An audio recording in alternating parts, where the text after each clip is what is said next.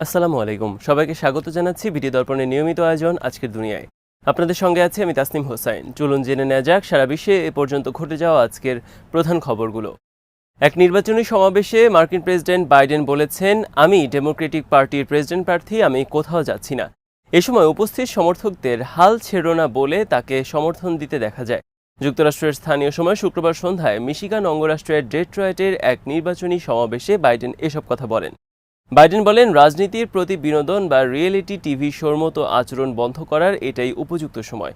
গত ২৭শে June Republican পার্টির president প্রার্থী ডোনাল্ড ট্রাম্পের সাথে বিতর্ক বিপর্যয়ের পর থেকে নিজ দল এবং দাতাদের সাথে বাইডেনের সরে দাঁড়ানোর চাপ বাড়ছে।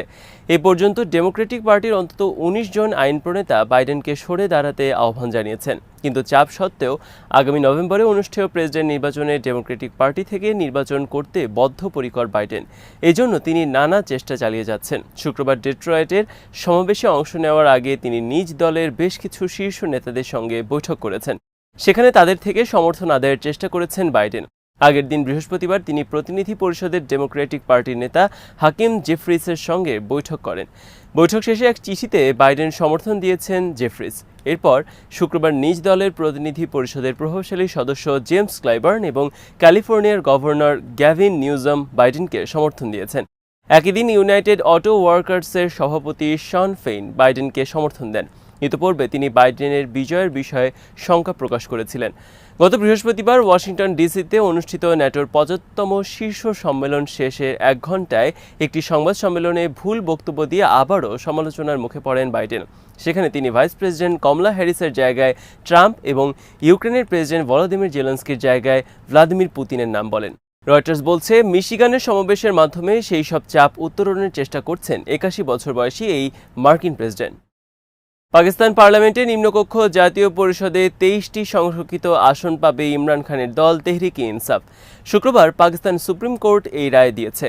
বিশ্লেষকরা বলছেন, এই বিষয়টি ক্ষমতাসীন জোট সরকারের ওপর আরও চাপ সৃষ্টি করবে। দ্য ডনের প্রতিবেদন অনুসারে পাকিস্তানে চলতি বছরের ৮ই ফেব্রুয়ারি অনুষ্ঠিত জাতীয় নির্বাচনে ইমরান খানের পিটিআই-এর প্রার্থীরা স্বতন্ত্রভাবে অংশগ্রহণ করেন এবং সবচেয়ে বেশি সংখ্যক আসন পান।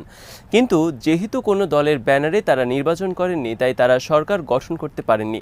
ভোটের পর নির্বাচন কমিশন জানিয়েছিল, দলীয় ব্যানারে নির্বাচন না করায় পিটিআই প্রার্থীরা কোনো সংরক্ষিত আসন পাবেন না।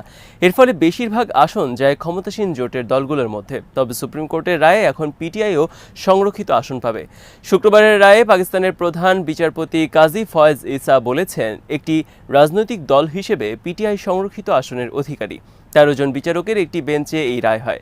রায়ে ৮ জন পক্ষে এবং ৫ জন বিচারক এই অবস্থানের বিরোধিতা করেন। দ্য ডন বলছে, সুপ্রিম কোর্টের এই রায়ের ফলে পিটিআই ২৩টি সংরক্ষিত আসন পাবে। তবে এর ফলে প্রধানমন্ত্রী শাহবাজ শরীফের নেতৃত্বের সরকারের সংখ্যাগরিষ্ঠতা হারাবে না। তবে এই রায়ের ফলে জোট সরকার আরও নাজুক হয়ে পড়বে। পাকিস্তানের নির্বাচন আইন অনুসারে দেশটির জাতীয় পরিষদের ৭০টি সংরক্ষিত আসনের মধ্যে ৬০টি পাবেন নারীরা এবং বাকি 10টি যাবে অমুসলিম সম্প্রদায়ের কাছে। ভোটে পাওয়া আসনের অনুপাতে সংরক্ষিত আসন ভাগ করে দেওয়া হয় রাজনৈতিক দলগুলোর মধ্যে। গাজা যুদ্ধের ২৮০তম দিনে উপত্যকার রাফা শহর এবং গাজা সিটিতে দখলদার সেনাদের ওপর ব্যাপক হামলা চালিয়েছে প্রতিরোধ যোদ্ধারা। বিশেষ করে হামাসের সামরিক শাখা আল কাসাম ব্রিগেডস শুক্রবার কয়েকটি ইসরায়েলি সাঁজোয়া যানের উপর শক্তিশালী হামলা চালিয়েছে। এছাড়া ৮ সেনার একটি দলের উপর খুব কাছ থেকে হামলা চালানো হয়েছে।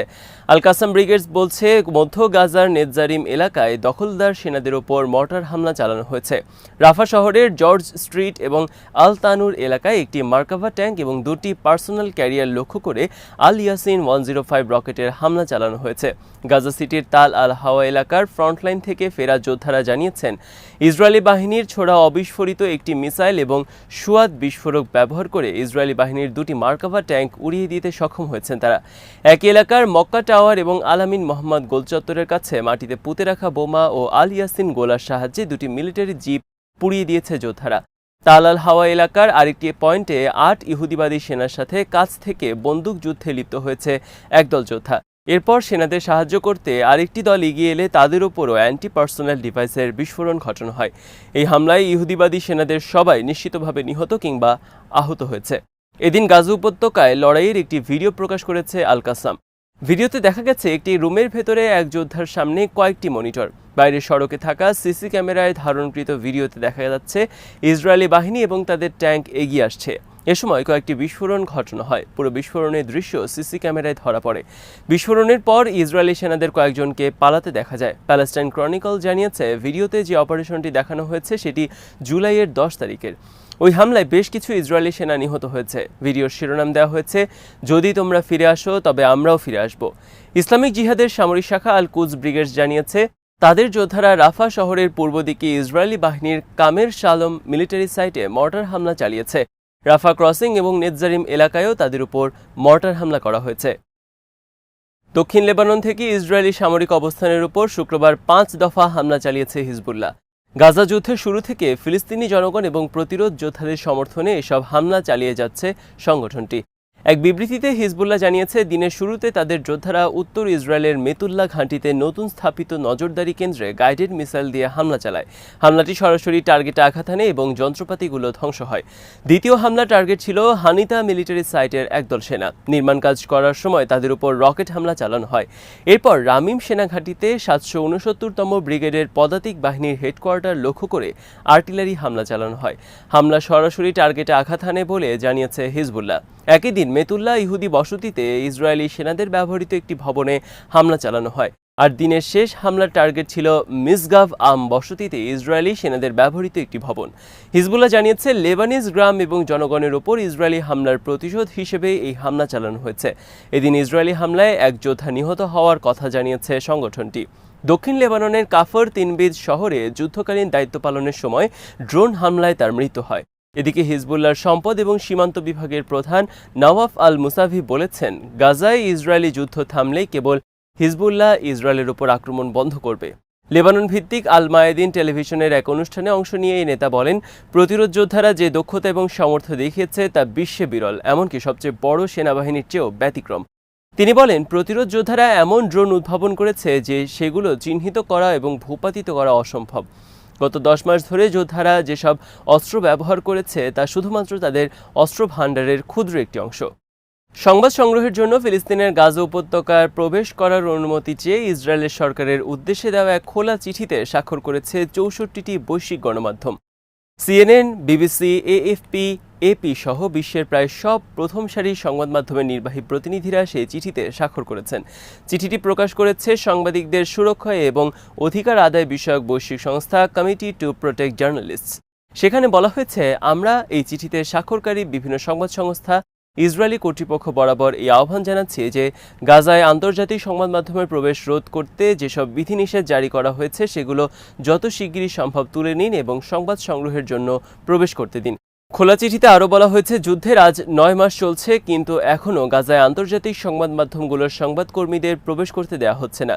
বিদেশি সাংবাদিকদের প্রবেশ নিষেধাজ্ঞা জারি থাকায় যুদ্ধের সংবাদ সংগ্রহে নিয়োজিত স্থানীয় সাংবাদিকদের ওপর অসম্ভব চাপ হয়ে পড়েছে।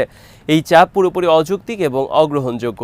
এদিকে ইসরায়েলি টিভি চ্যানেল 12 এবং এর পরিচালিত এক জরিপে দেখা গেছে 72% ইসরায়েলি নাগরিক নেতানিয়াহুর পদত্যাগ চান। 7 অক্টোবর হামাসের হামলা ঠেকানো এবং পরবর্তী ব্যর্থতার জন্য তারা নেতানিয়াহুকে আর ক্ষমতায় দেখতে চান না। জরিপে অংশগ্রহণকারী 44% মনে করেন নেতানিয়াহুর এখনই পদত্যাগ করা উচিত, আর 28% মনে করেন যুদ্ধ শেষ হলেই তার পদত্যাগ করা উচিত। জরিপে জানা গেছে, সরকারি দলের সমর্থক হিসেবে যারা পরিচিত তাদের মধ্যেও 50% মানুষ চাইছেন মেয়াদ শেষ হওয়ার আগে নেতানিয়াহু পদত্যাগ করুক। 7 অক্টোবর হামাসের হামলার জন্য তাকে দায়ী করছেন বেশিরভাগ মানুষ। পার্লামেন্টের নিম্নকক্ষে আস্থা ভোটে হেরে গেছে নেপালের প্রধানমন্ত্রী পুষ্প কামাল দহল। শুক্রবার প্রতিনিধি পরিষদে এই আস্থা ভোট অনুষ্ঠিত হয়। ভোটে হারায় এখন বাধ্যতামূলকভাবে প্রধানমন্ত্রীর পদ ছাড়তে হবে তাকে। তিনি সব মিলিয়ে 19 মাস ক্ষমতায় ছিলেন। গত 3রা জুলাই প্রধানমন্ত্রী পুষ্প কামাল দহলের জোট সরকারের ওপর থেকে সমর্থন প্রত্যাহার করে নেয় জোটের সবচেয়ে বড় দল ইউএমএল। এরপর সাংবিধানিক নিয়ম অনুযায়ী বাধ্য হয়ে দাহলকে পার্লামেন্টে আস্থা ভোটের আয়োজন করতে হয়। নেপাল পার্লামেন্টের নিম্নকক্ষ প্রতিনিধি পরিষদের আসন রয়েছে 275টি।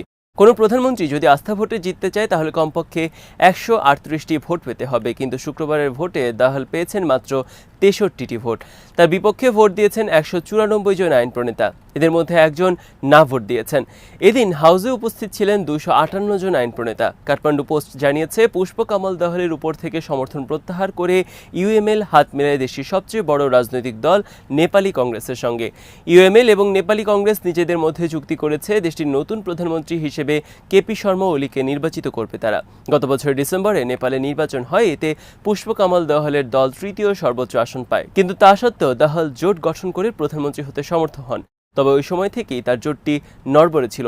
শেষ পর্যন্ত তাকে ক্ষমতা হারাতেই হলো এবং শুক্রবার আস্থা ভোটের পরই প্রেসিডেন্ট রামচন্দ্র পাডেল অন্য রাজনৈতিক দলগুলোকে সংখ্যাগরিষ্ঠতার ভিত্তিতে সরকার গঠনের আহ্বান জানান।